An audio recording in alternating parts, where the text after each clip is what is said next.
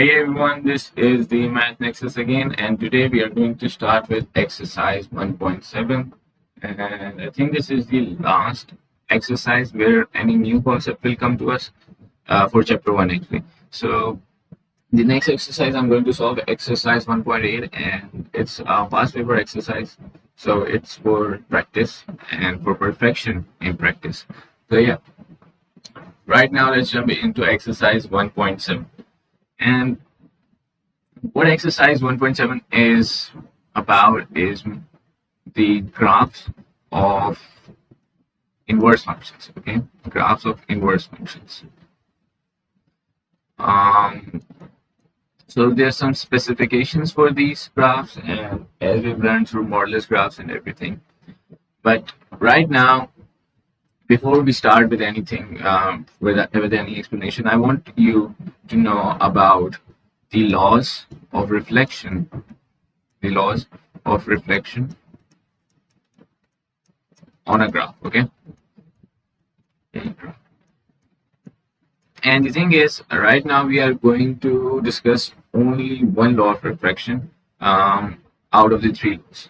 And that one law is when the graph reflects from the line y is equals to x, from the line y is equals to x. So y is equal to x is actually a straight line going like this. It's a constant. The y and the x values will be same. So when there's a reflection, the x and y values will switch. Okay, and I'll get to this in a moment. So just keep this law in your mind, and I will just talk about it in a second or so. Okay, so the thing is, we have discussed in the previous lectures that whatever a domain is in a function is the range in the inverse of that same function, and vice versa for the range and the domain. Okay, the thing is, when we discover, and I would like you to see this example right here. The thing is that whenever we draw the graph of a function and its inverse, we get to know that it reflects on the line y is equals to x. So let me explain the line y is equals to x. So it's just a constant imaginary line for which the values of y and x will be the same. For example, when x equals to -2, y is equals to -2x. So it's a constant straight line. Okay, it's going straight up ahead. It has a gradient of 1, and the y-intercept and x-intercept both are at 0. The 0, 0, meaning the origin. It passes through the origin and it is a straight line. So we can easily plot y is equals to x taking the same values. No big deal. The big deal comes when we see the graphs of a function and its inverse. And the thing is that if we plot a graph of a function and inverse, we see that it is reflected from the line y is equals to x. And that's where this law of reflection on a graph comes in. So whenever a graph is reflecting, now we do know the rule that the function and its inverse will be reflected on y is equals to x. So we can say this is actually talking about the graphs of functions and their inverse. We say the x and y values will be switched. Okay. For example, there is one coordinate on the graph of the function f, which says there is a line at 3, 5, meaning that x equals to 3, y is equals to 5. Okay, and the thing is, there is another graph with the inverse of that same function, which says that there is a coordinate at the point 3, 5. And if you notice these 2 points, 3, 5 and 5, 3, we see that in this form it's the x and y values, and in this form the x and y values are switched up. So what is the y value here? It's going to be the x value here, and whatever is the x value here, it's going to become the y value here. Okay, so I'm saying it's switched up right now. and that's the law of reflection for a graph. It's kind of complicated to learn right now, but as we go through some questions, we will understand it more clearly. So let me first of all explain this again. We say that whenever there is a graph of a function and its inverse, we say the coordinates it has. For example, it has a coordinate of 10, 3. Its inverse will have the exact same coordinates, except the x and y values will be switched. So it will become 3, 10 on the inverse of the graph. So we can say if we are asked to draw the graph of a function f and its inverse, what we'll do is first find the coordinates of the function f. For example, we get these coordinates 1, 2, and we get something like 2, 3, and 6. Okay, so for the function f, we would have the coordinates something like 0, 2, as we see here. For this is the x and y, and this will be 1, 3, and this will be 2, 6. However, for the inverse of that same function x, what we'll do is no need to find out the coordinates by inputting them into the equation, by input the domain into the equation. You just have to switch up the x and y values. So you get 2, 0, 3, 1, and 6, 2. And that is simply the law of reflection in terms of a graph where it's the inverse of a function. Okay, so it's a law, you can learn it, and they help a lot and clarify your concepts. So another thing we are going to discuss in this chapter is that what are self-inverse functions. It's not much of important thing, but you just have to know. Self-inverse functions are actually functions whose inverse is the same as its function itself. For example, we have fx, the function f is equals to 1 upon x, and if we try to find its inverse, okay, what we'll do is y is equals to 1 upon x. We have done this in the previous exercise. X is equals to 1 upon y. So y is equals to, what we'll do, x multiplied by y, and then y is equals to 1 upon x, and that's it. Now we'll find out that the inverse of the function f is same as the function itself. So we get to know that this is a self-inverse function, meaning that the inverse of a function is same as the function. So that's the basic understanding what we'll counter in this chapter. And let me emphasize on the fact that it's really important to learn the fact that the graph of the inverse and its function are reflected on the line y equals to x, and their coordinates. And the most easy way to draw the graph is to just switch up the x and y values in their coordinates. And as we proceed, we are going to learn about that. So let me go on to question 1. Okay, so for question 1, we have a pretty simple graph here, and what they've told us is to draw the graph of the inverse of the function f. So again, as this is the first question we are countering, let me again say that they are one of the laws of reflection are 3, but we are only discussing one graph. Okay, and that is if the graph is reflected by the line y is equals to x, meaning a straight line, the x and y values will be switched. Okay, so we are not going to do a lot of a big deal. What we are going to do is, first of all, see, this is the function f. First of all, what I do is, I will just copy this graph on the on my graph paper in here, as it's much more easier for me in that way to solve that. And one point is at 5 and 2. Okay, so one is 5, 2, and the other coordinate is at -4. Oh, what I'm doing, -5 and -3. So -5 and -3. So I'll just plot this point on the graph.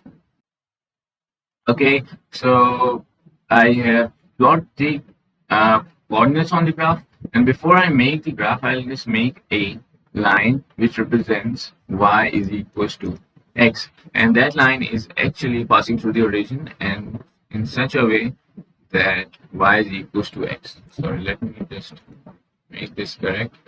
Something like this, and something like here.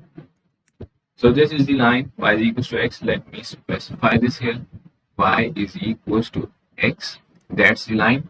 And what we are going to do next is connect these two coordinates.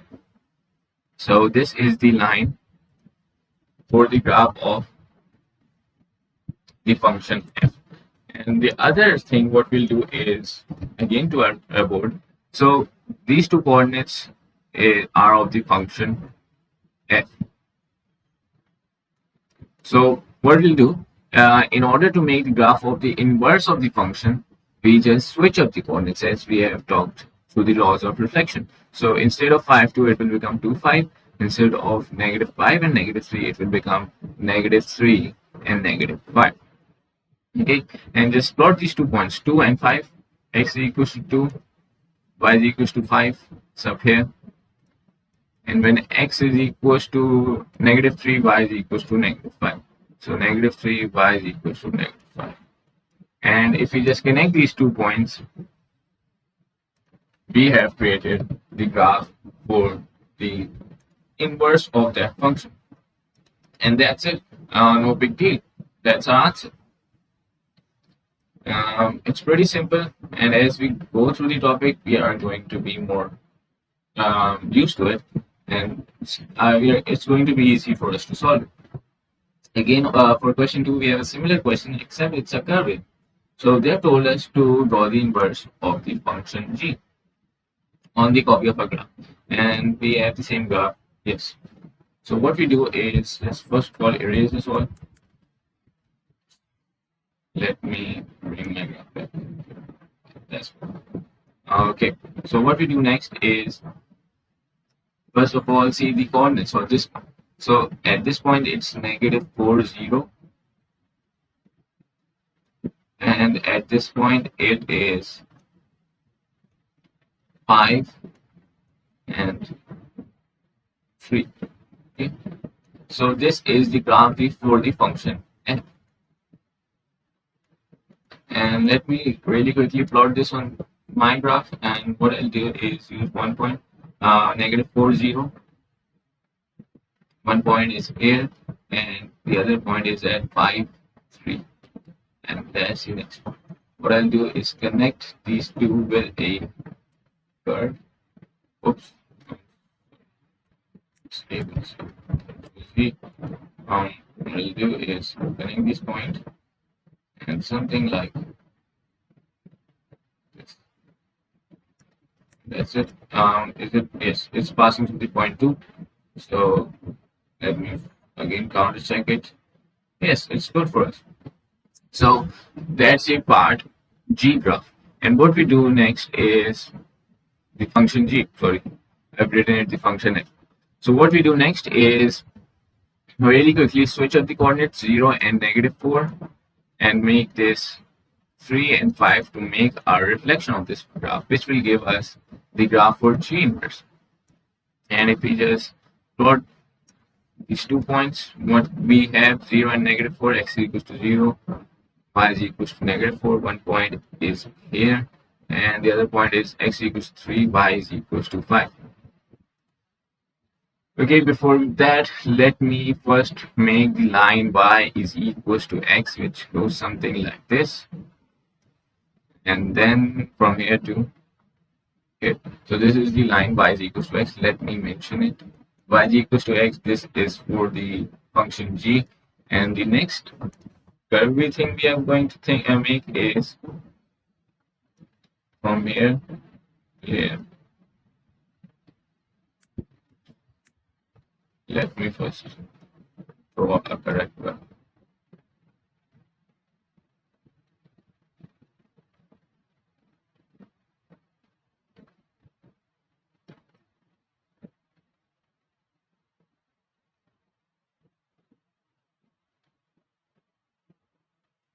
and that's it. So this is our reflection for the function g and its inverse. So that's it for part 2. Okay, so for question number 3, we have the equation fx is equals to x squared plus 3. And the thing is, they're telling us to sketch the graph of y is equals to fx and its inverse on the same axis. And they're telling us to highlight the coordinates of any point where the curve meets the coordinate axis, meaning when x is equals to 0 or when y is equals to 0, depends. Okay, so another thing, what we have to do first of all is to find the coordinates. Just input random values and find the coordinates. I will just take 3 to 4 values, 0, 1, 2, and think I will take 3. Okay. The reason I'm not taking any negative values, you can see, is because we have been given the condition x is greater than equals to 0. Okay. Now what we do is 0 squared plus 3 is 3 itself. 1 squared plus 3 is 4, and 2 squared plus 3 is 5, 6, 7. 3 squared is 9, and 3 is 12. Okay, so we have done some addition after inputting the values. And what we do next is find the coordinates for f inverse of x. And we have discussed the laws of reflection and everything. And we can say we just have to simply switch the x and y values. Why can I write? It's no problem. My tablet.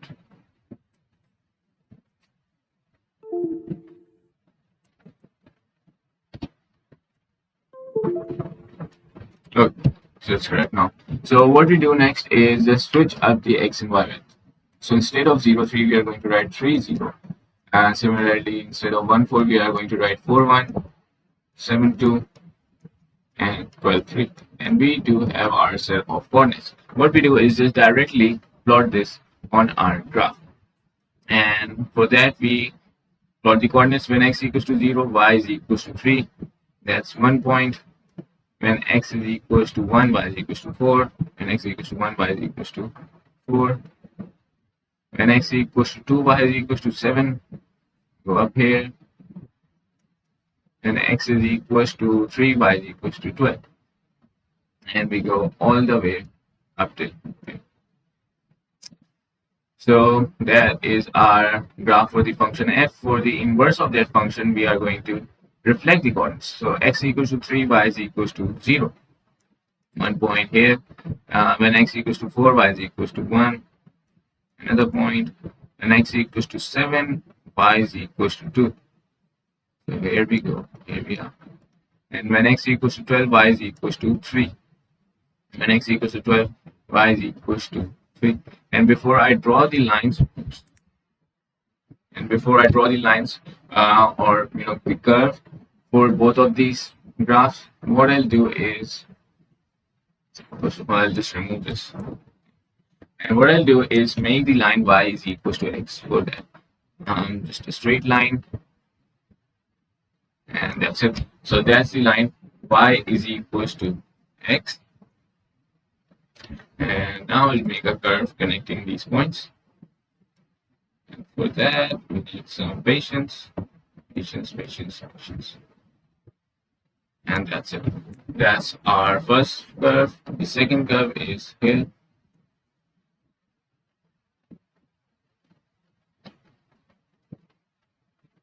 And that's it. So this is our graph for the function g, and this is the graph for our inverse of that function g. And that's it. That's what question number 3 demands from us. A perfect graph. So on to question number 4. I have 4 here. So for question number 4, we have, what I'll do is save up this space. It's really important for me. So for question number 4, we have a similar question. And what it says is, we have been given the function gx, which is equal to 2 to the power of x.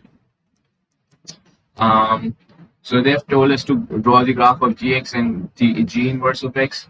and showing the coordinates of any point where the graph meets the coordinates axis. The same as before, just a different equation. What we do is take some values. We can even take a negative value if we want it. But yeah, so -1, 0, 1, 2, and I'm going to take 3 as well, little more, so that the graph is more detailed. So just sketch these points. 2 to the power of -1 is 0.5. 2 to the power of 0 is 1. If you do not know it, I think many people don't know it. In fact, you should know it. But the thing is, whether it's any number, even if it's 126 or something like that, if it has a power of 0, it should be equal to 1. If any number has a power of 0, it is equal to 1. So the next thing is 2 to the power 1 is 2. 2 to the power of 2 is 4, and 2 to the power of 3 is 4 to the 8. Okay, so these are our coordinates. The second thing what we'll do is find the coordinates for g inverse of x. That will be equals to 0.5 and -1. Other will be 1, 0, 2, 1, 4, 2, and 8, 3. What we'll do is sketch this on our graph. I'll clear this previous graph. Let me just remove this. I'm just really irritated from these things. What we'll do is go up to there and sketch our graph. So right now we have x -1, so y is equals to 0.5.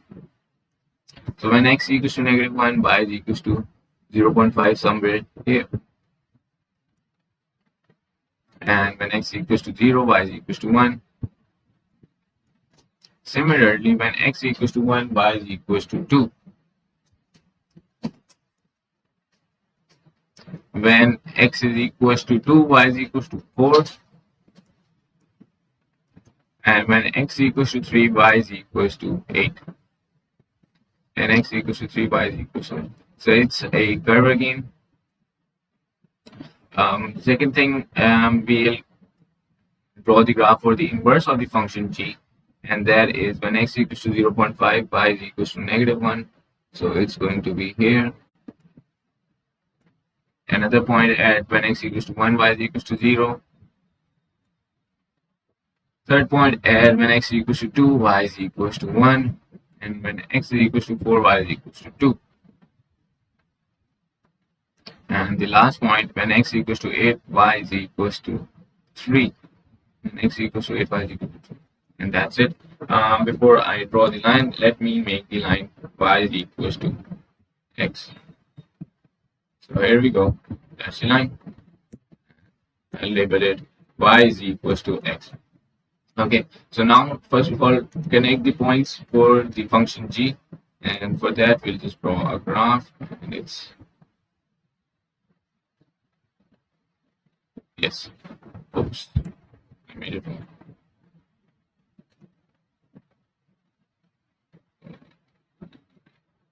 Yes, that's it.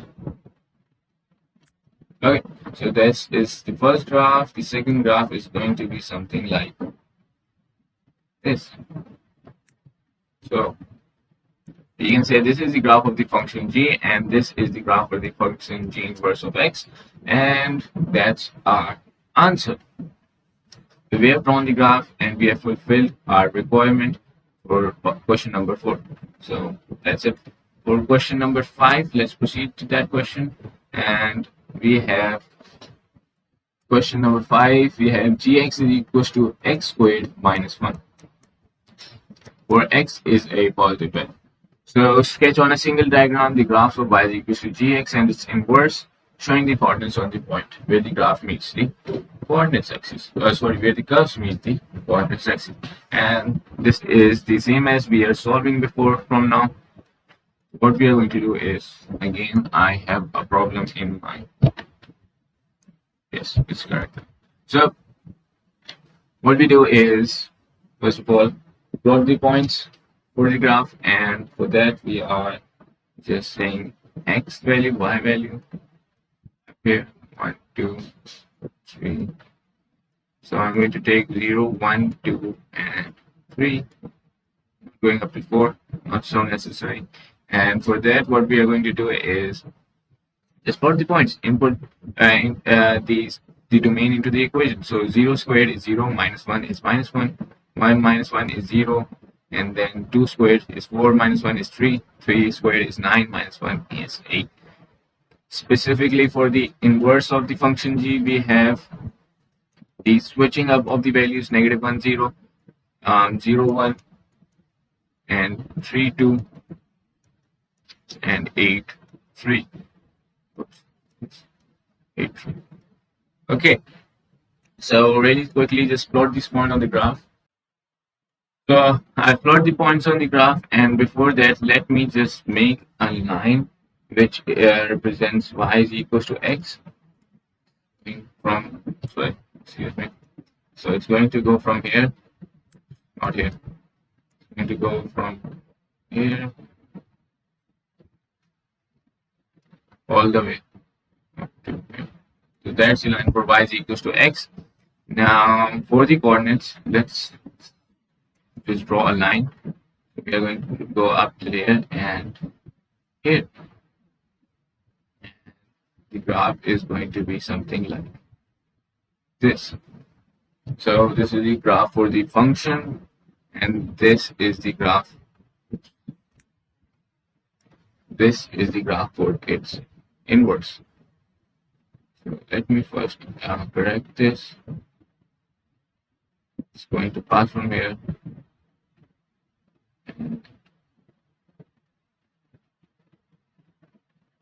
That's it. So this is the reflection of our graph. Let me label the graph. So y is equals to x is this line. This is, was it g? Yes. So this is the graph for the function g, and this is the graph for the function that is the inverse of g. And that's it. This is our beautiful graph. I would not have drawn anything near it if I would be using a pencil or paper. So yeah. So for question number 6, oops, what we'll do is try to keep this table as much as possible. And okay, question 6, and again it's to draw the function at its inverse on a graph paper and to show the coordinates where the line meets the coordinate axis. So as before, it's the same, just input the values into the equation, and they have told us that fx is equals to 4x minus 2 for x is greater than equals to negative 1 and lesser than equals to 3. And you know what I will do? I think I'm going to take it up till the coordinates they have already told us. So negative 1, 0, 1, 2, and 3. And for that, let's just do it verbally. 4 multiplied by negative 1 is negative 4. Negative 4 minus 2 is negative 6. 0 minus 2 is negative 2. 4 minus 2 is 2.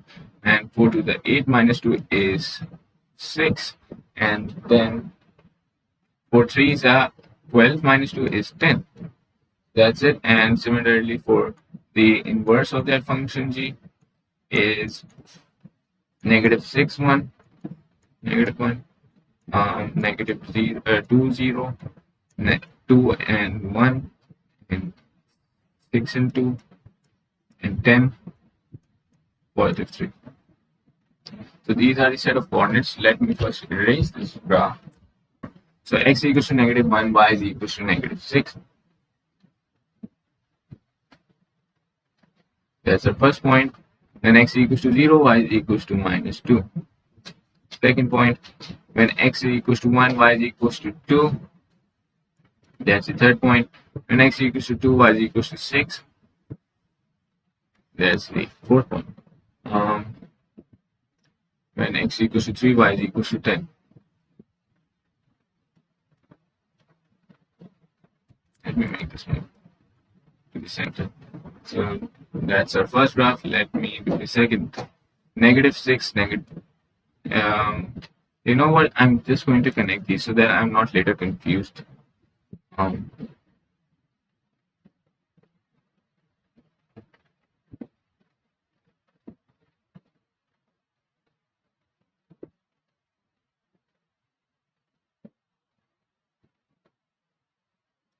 Okay, this is it.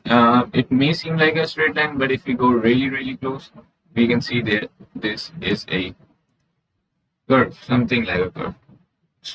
It's really slightly bending curve. Okay, so for -6 and -1, when x equals to -6, y is equals to -1. And we are going to mark this point.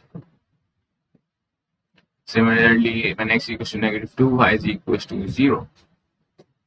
Y is equals to 0. When x is equals to 2, y is equals to 1. When x equals to 2, y is equals to, and when x equals to 6, y is equals to 2. And when x is equals to 10, y is equals to 3. So what we're going to do here is first check. Okay, make a curve here, take this line here, and connect these points, and they're connected. No big problem or something. Then make the line y is equals to x by connecting it like this. Let me fix it. Okay, that's it for here, and same for here. So this is our graph for question number 5. Let's see if it is correct or not. I think I have second thoughts for this. Let me check this. Okay, this is correct. Yes, this is correct. So this is for question 6. If you want to see it again. That's it. For question 7, let's go on to question 7.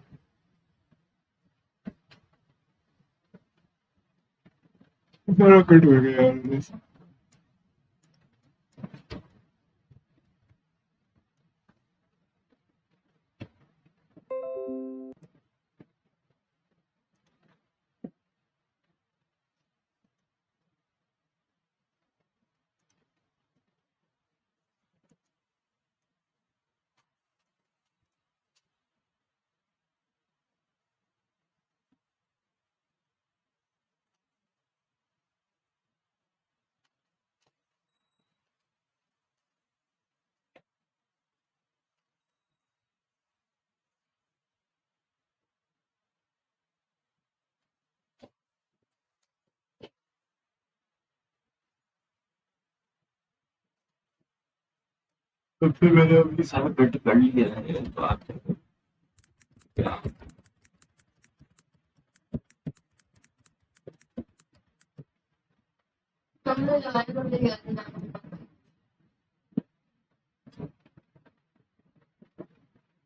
तेरह और 13 x पे भी चाहिए.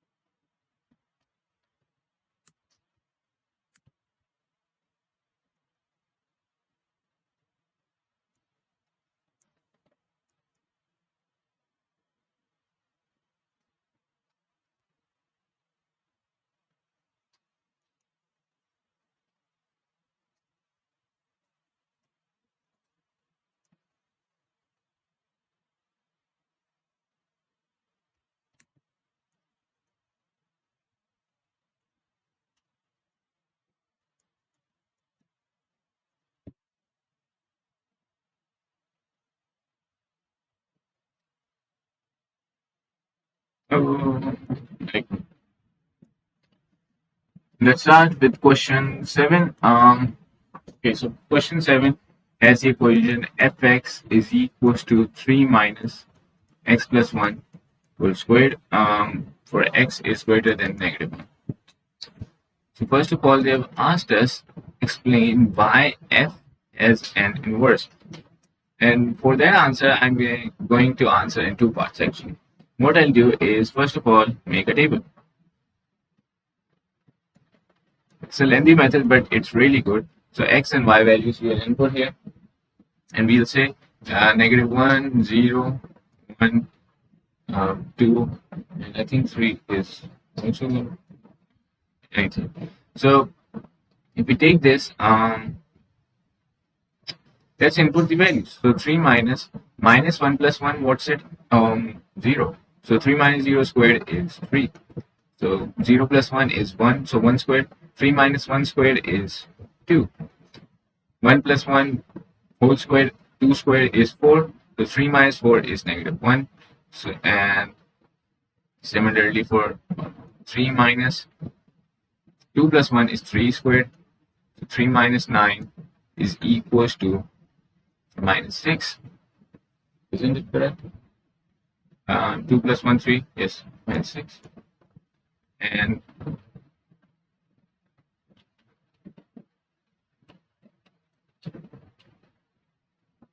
you know what? choose it. ये पूरा cut.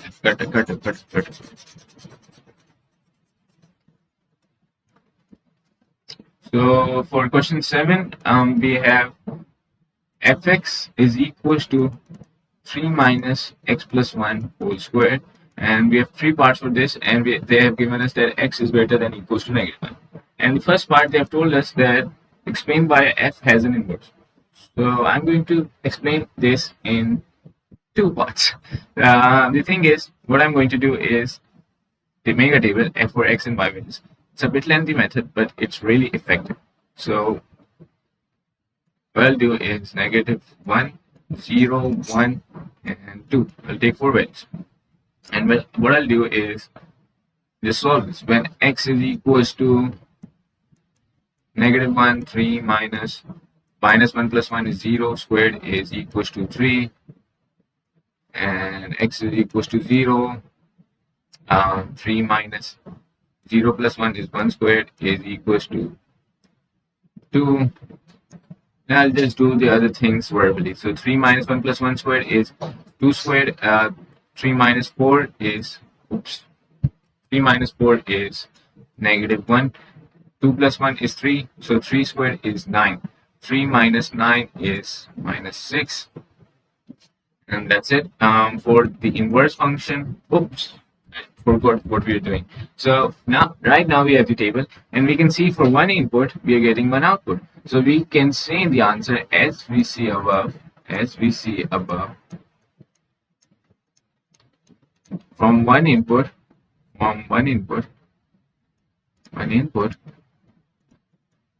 this equation gives out one output, meaning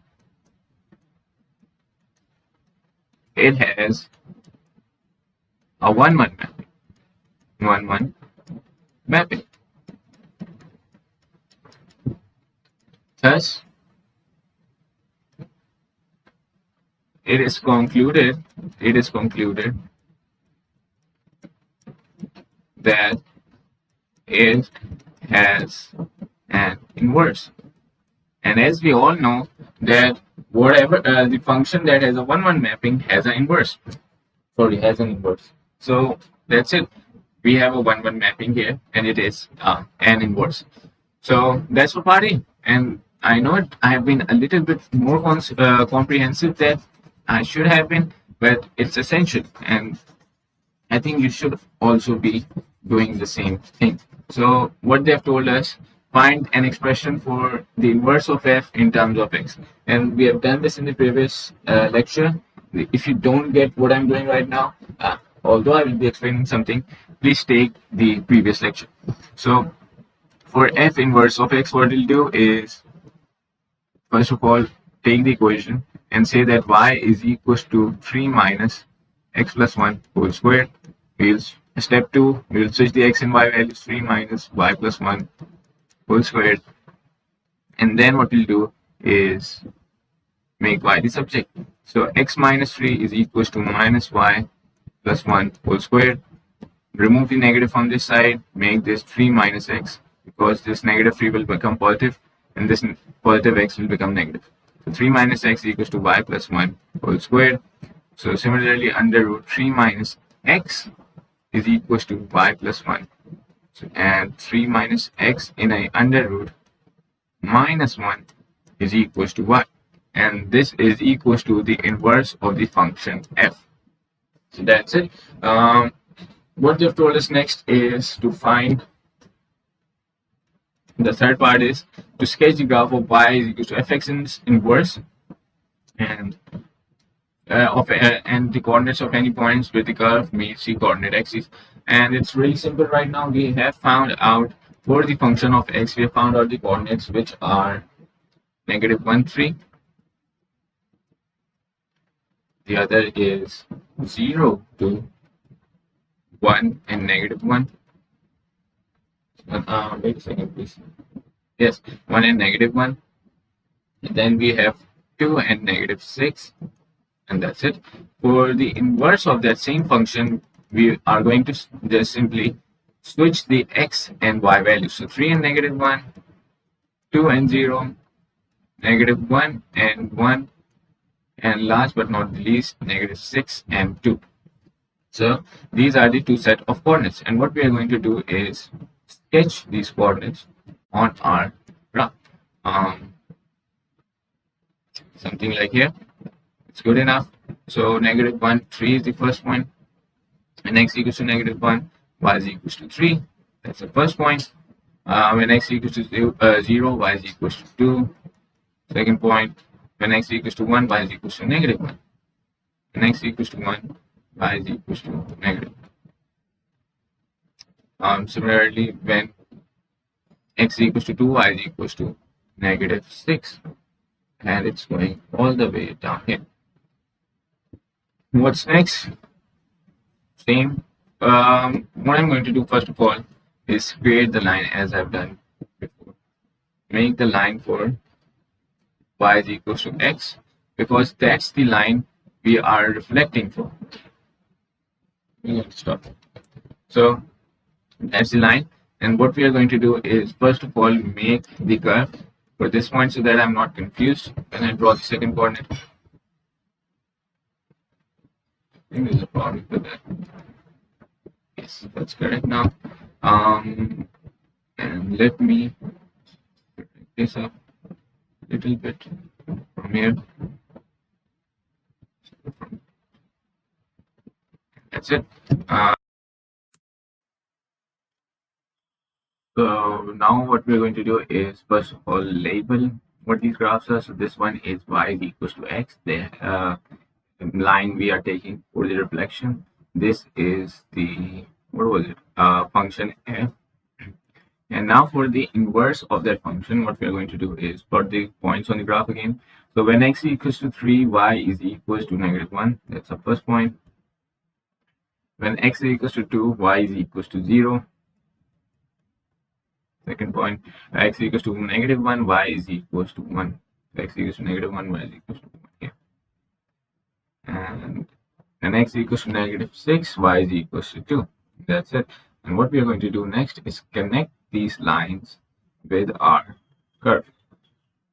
So let's do it really carefully. And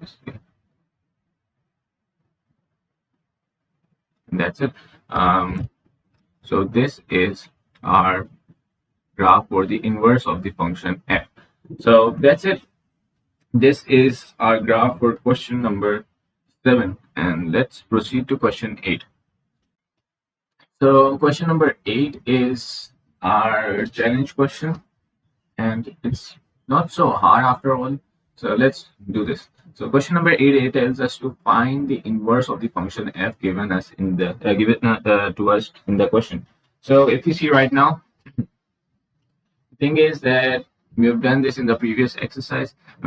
Although I'm going to explain what I'm doing, but if you don't understand the method and the process, I would suggest you take the previous lecture of exercise 1.6. I've explained clearly how to counter these type of questions in that. So for question number 8a, what we are going to do is first of all assign y is equals to fx. Then we are going to assign the equation y is equals to 2x plus 7 divided by x minus 2. Then what we'll do is just simply switch the x and y values. So x is equals to 2y plus 7 divided by y minus 2. And what will happen next is we will try to make the y the sub. So first of all, we will multiply x with y minus 2. So xy minus 2x is equals to 2y plus 7. Take the y values on the other side. Xy minus 2y is equals to positive 2x plus 7. Take y as the common. Y x minus 2 is equals to 2x plus 7. And then y is equals to 2x plus 7 divided by x minus 2, which in return is equals to the inverse of the function f. So that's it. It's quite easy and not as hard as it seems.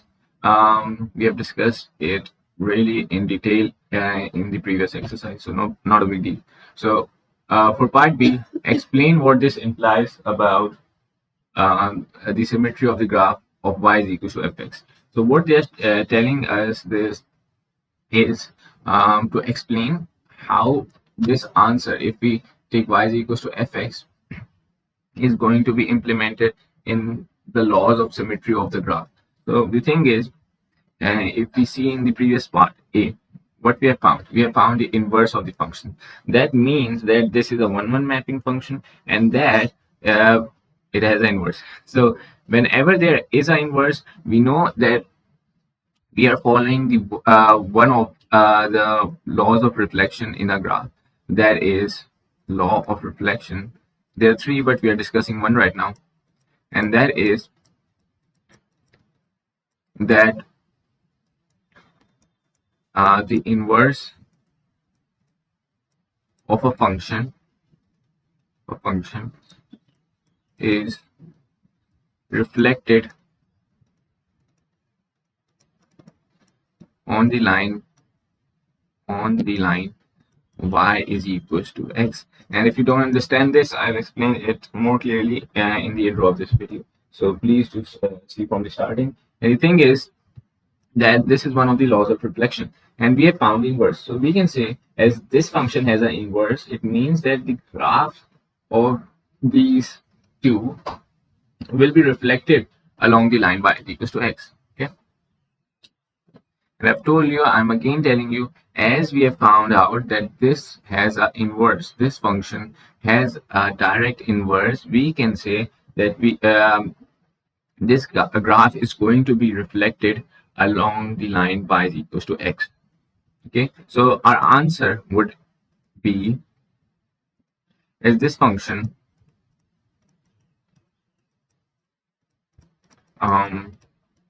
has an inverse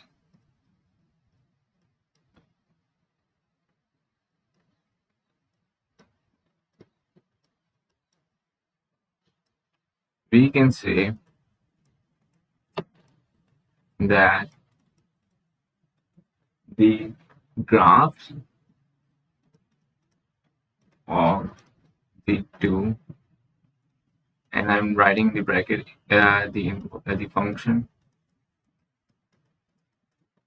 and its inverse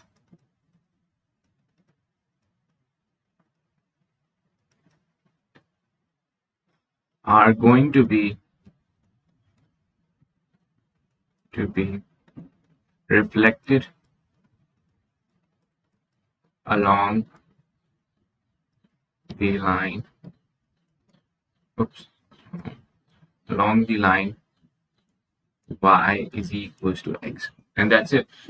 We are saying that as this function has a inverse, if we draw the graph in which we match the coordinates of these two function and its inverse, we are going to get a reflection of the function along the line y is equals to x, and we've discussed the line y is equals to x. I hope I have a graph. So this is the line y is equals to x, and if we can see that this graph, meaning the function f graph, is directly reflected along the line of y is equals to x, and this is the case with every other every other graph we have drawn in this exercise. So it's reflecting from the line y is equals to x, and that's it. This is for exercise 1.7, and I will meet you in the next lecture with exercise 1.8, and that's a big thing because after exercise 1.8 our exercise will be complete, and the last exercise is actually our exam exercise, so you can say it's practicing the past papers. That's it for today, and I will meet you in the next lecture. Thank you.